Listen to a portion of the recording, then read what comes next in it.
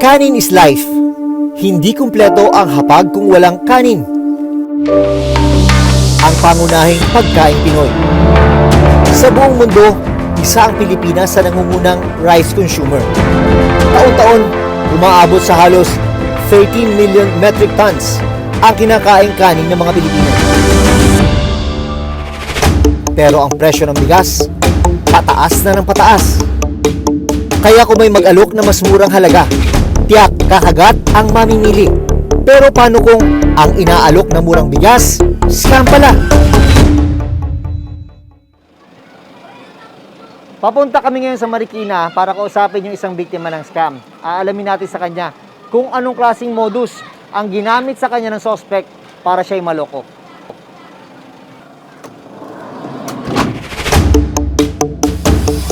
Sa Marikina City, nakilala ko si Raquel, hindi niya tunay na pangalan.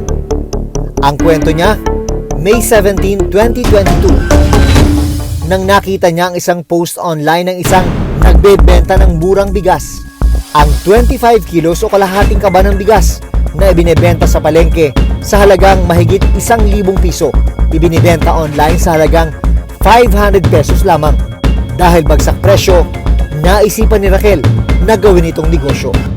Naka-join po kasi ako doon kaya lahat ng post po nila, nakikita ko po yung naialok po nila sa akin ng 10 sack sa halagang 6,000. Yung 10 sako na yon sa halagang 6,000, malaki na ang minura, no? Malaki na sir, kasi na pumapatak lang na 600 per sack po yun. Malaki na.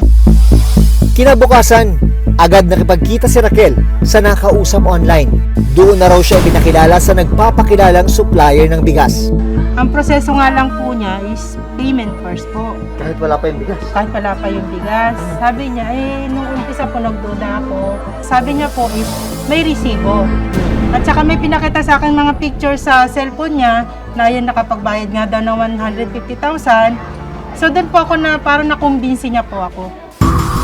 Sa unang transaksyon noong May 18, 2022, 6,000 pesos ang ibinayad ni Raquel. Kinabukasan, agad daw na-i-deliver sa kanya ang 10 sako ng bigas na in-order. Nakuha ko naman po sir yung 10 sako na yun.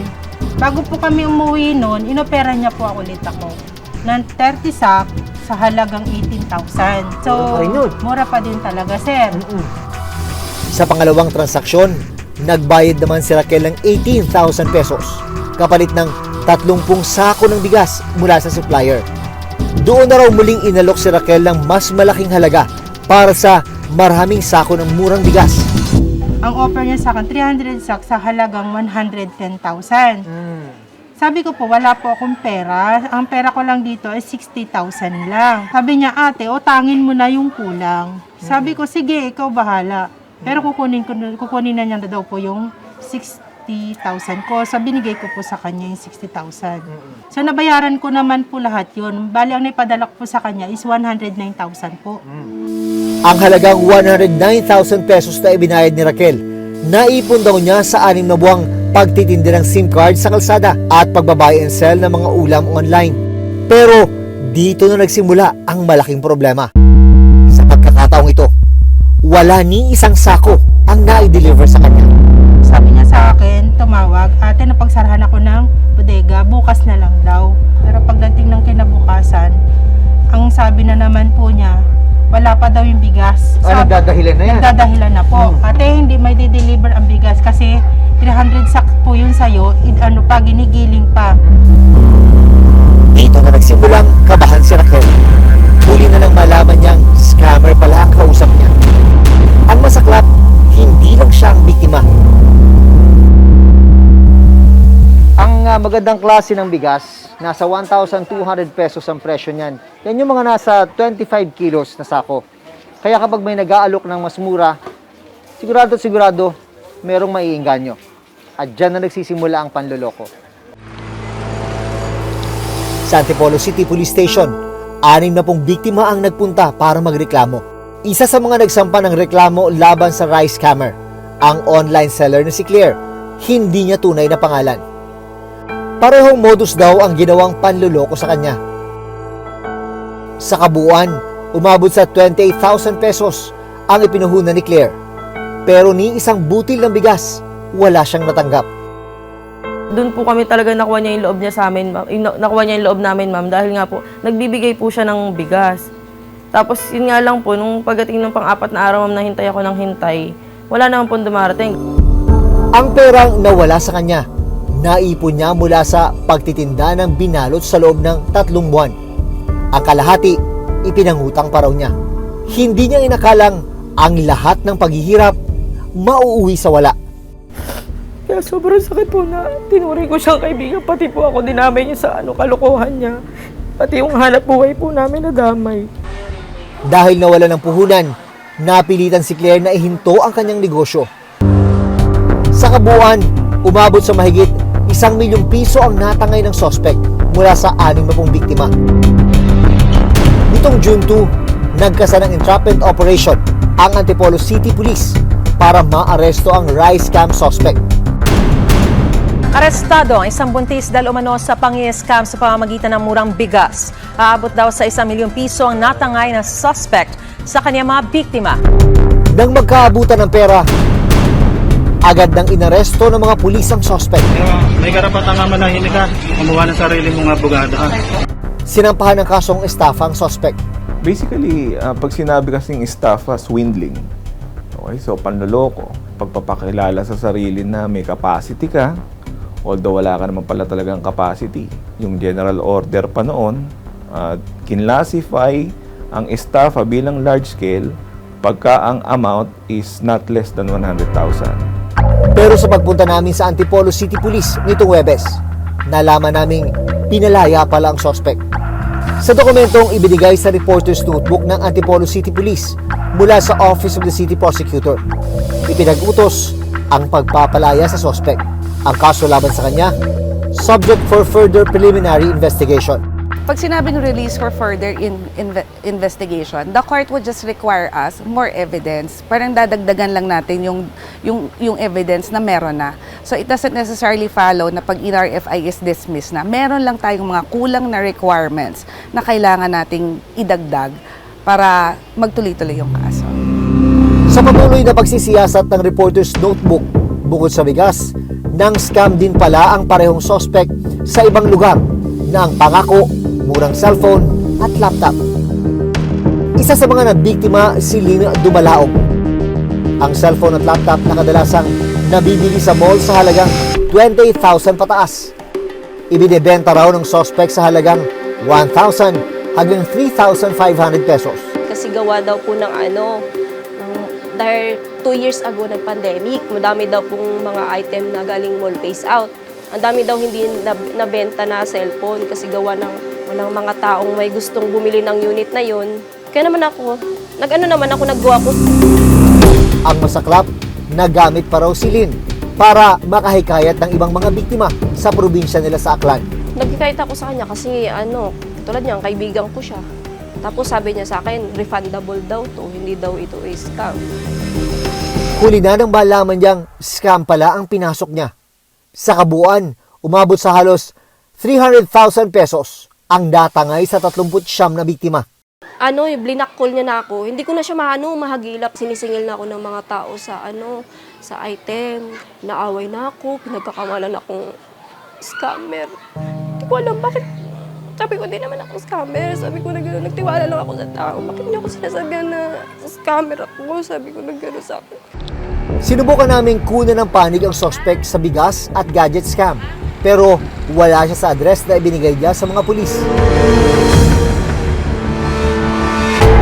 Hindi ito ang unang beses na may mga nagbiktima ng bigas scam. Nagpapautang siya. So since na nagnenegosyo din naman ako ng gano'n, nagpapa-check na discounting actually Sabi niya, mag-business naman ang another for bigas naman. Aabot sa 150 million pesos. Ganyan kalaking halaga ang natangay ng isang propesor sa kanyang mga nabiktima noong 2017. Ang alok ng suspect, mag-invest sa bigas na tutubo ng 15 hanggang 20%. Pero imbis na kumita, walang napala ang mga biktima. Paalala ng PNP, may ilang bagay na dapat tandaan para makaiwas sa modus ng bigas scam. Pag masyadong mura, medyo mag-isip-isip tayo. Kasi kaya nga nila binababa yung presyo na yan para mabait ka into buying. Kasi nga mura. So mag-ingat po tayo sa mga katransact natin online because yung mga kaharap nyo na nga na tao, minsan kaibigan mo na, kamag-anak mo na, naloloko ka pa. What more kung itong mga katransact mo lang na hindi mo nga nami-meet at nakilala mo lang sa internet. Sa aming pag-iimbestiga online, naglipa na pa rin ang nag-aalok at nagbebenta ng murang bigas online. Hindi lahat ng katransact mo legit. Papadamahin ka niyan. They would give you bait. For a while, okay.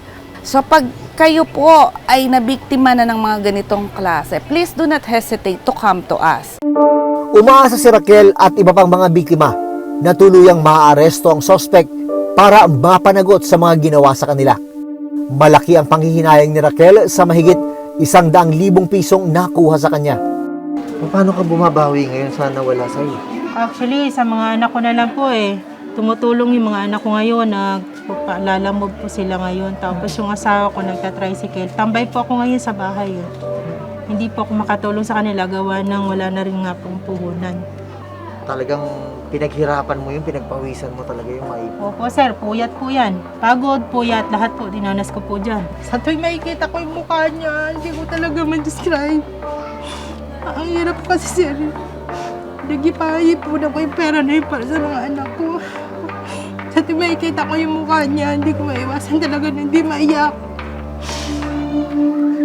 Masakit din para kina Claire at Lynn ang nangyari, lalo't ang nangloko sa kanila, tao kanilang kakilala at pinagkatiwalaan.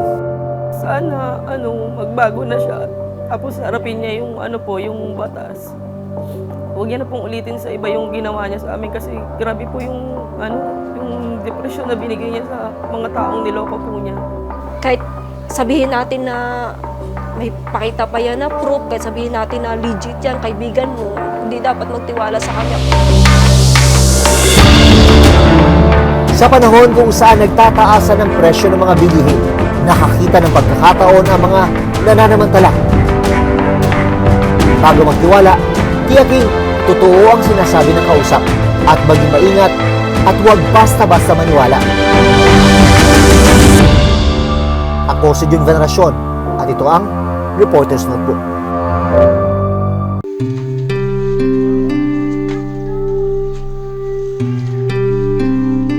Siya si Adrian Romero. 10 taong gulang na pero ang kanyang timbang nasa 9 kilo lang, kasing bigat ng batang 2 taong gulang. Hindi siya nakagagalaw at hindi rin nakapagsasalita. Ano ang karamdamang gumupo sa kanya?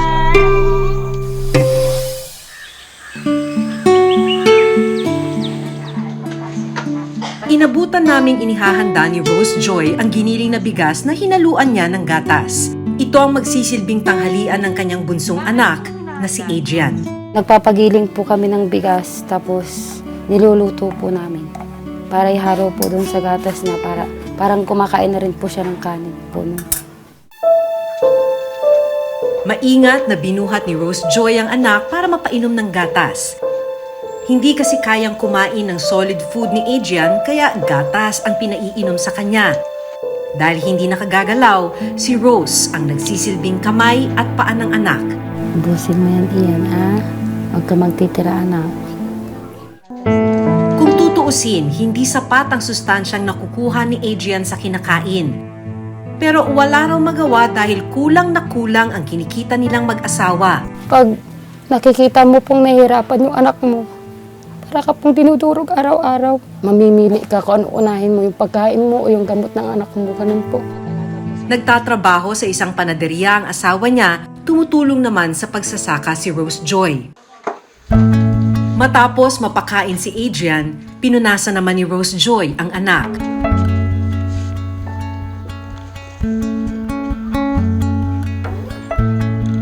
Ang maliit na papag na ito na nilagyan ng net ang nagsisilbing pahingahan at tulugan ni Adrian. Dito na po siya para hindi po masakit yung paa niya at yung likod niya po kasi pag tabla po matigas. Para mahanginan po yung likod niya kung sobrang init po. Hindi man makapagsalita si Adrian, naiintindihan ni Rose Joy ang ibig sabihin ng bawat kilos at galaw ng anak. Pag ganyan-ganyan lang po siya, nakikiramdam po siya kung sino po yung kasama niya. Tapos pag alam po niya na hindi ako, iiyak po. Ito ang larawan ni Adrian nung siya ay 3 taong gulang, malusog at nakakaupo mag-isa. Kwento ni Rose Joy, normal niyang ipinanganak si Adrian. Pero nang maglilimang buwang gulang, may napansin siyang kakaiba sa anak.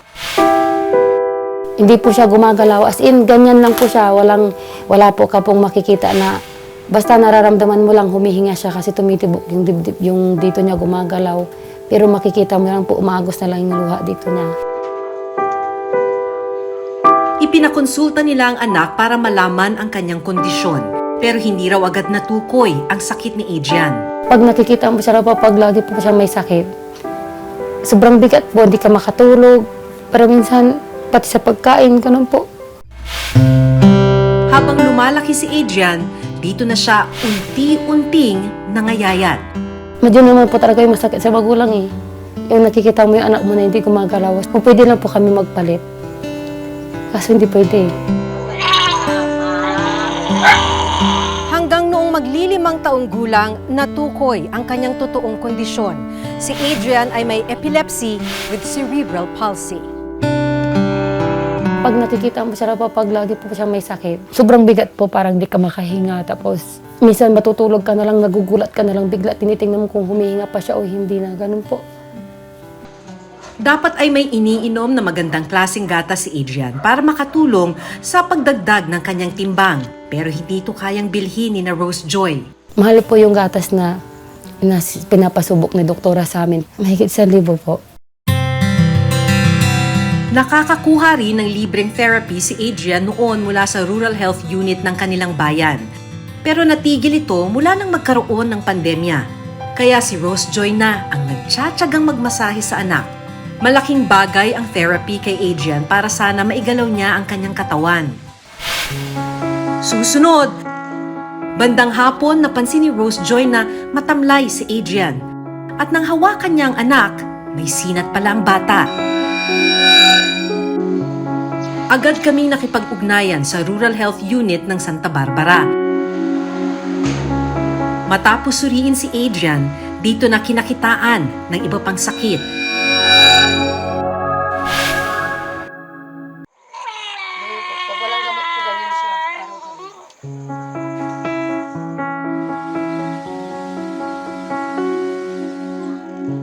Bandang hapon, napansin ni Rose Joy na matamlay si Adrian.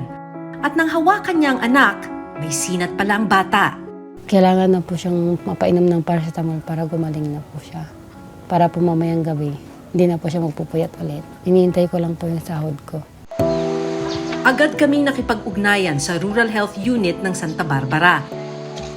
Gusto raw kasing madala ni Rose Joy sa pagamutan ang anak.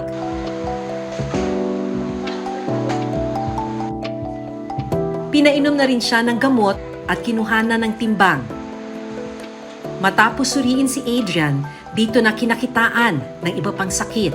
Napakababa ng timbang niya compared sa age niya. Tapos yung lungs niya, pinakinggan ko, baka anytime mag-result pa yan sa hindi na. Ilang gamot din ang binigay ng RHU kay Adrian.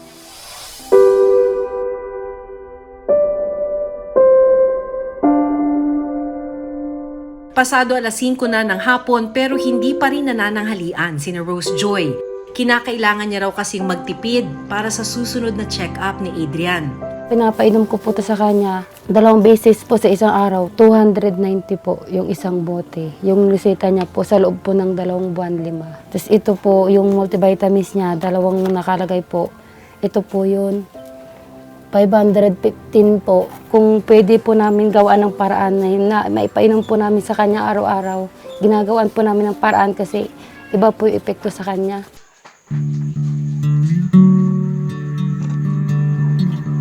Minsan po, nawawala na rin po ako ng pag-asa kasi hindi ko po alam kung hanggang kailan ko po siya makakasama.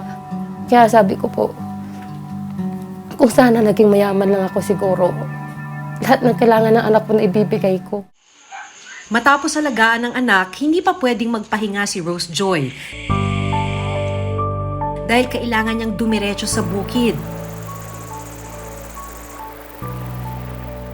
Pupunta na po ako ng bukid pag tulog na po siya para pagising niya po, nasa bahay na po ako. Kumikita ng 100 hanggang 500 pesos si Rose Joy. Pagkakasyahin na niya raw ito para sa isang buong linggo. Habang wala si Rose Joy, ang kanyang panganay na anak na si Trisha ang nagbabantay kay Adrian. Tuwing pagkagising ko, pinapagalas ko siya tapos pinapagpagan ko yung higa niya sa labas. Anong tulong ang maaari nilang asahan sa gobyerno?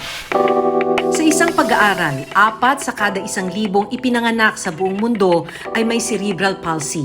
Ang problema, hindi covered ng PhilHealth ang gamutan at therapy na kakailanganin ng mga kagaya ni Adrian. Specifically para sa therapy sa ngayon, wala kasi nga 17 years old lang pababa.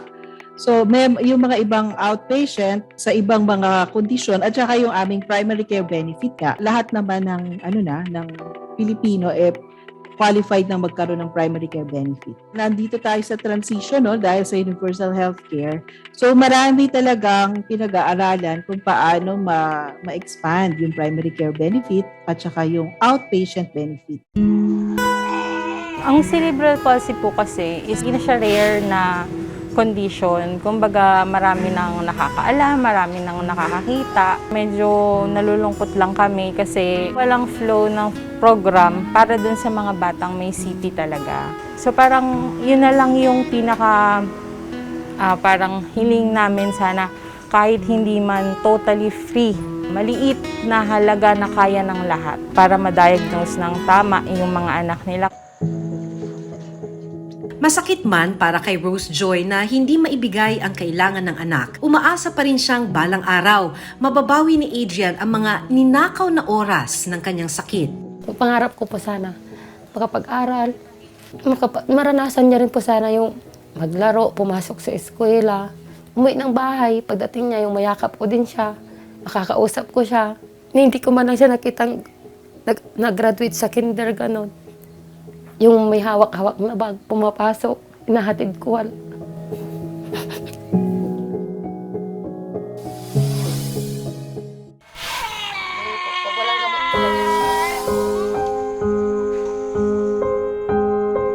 Sabi nga, lahat gagawin ng magulang para sa kanilang mga anak. Lahat po kaya kong tiisin para sa kanya kasi pinangako ko po yan eh.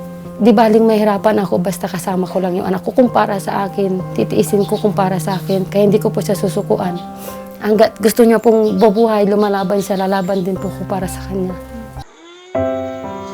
Kaya hiling ni Rose Joy, mabigyang pansin ang mga kagaya ni Adrian na nangangailangan ng habang buhay na aruga.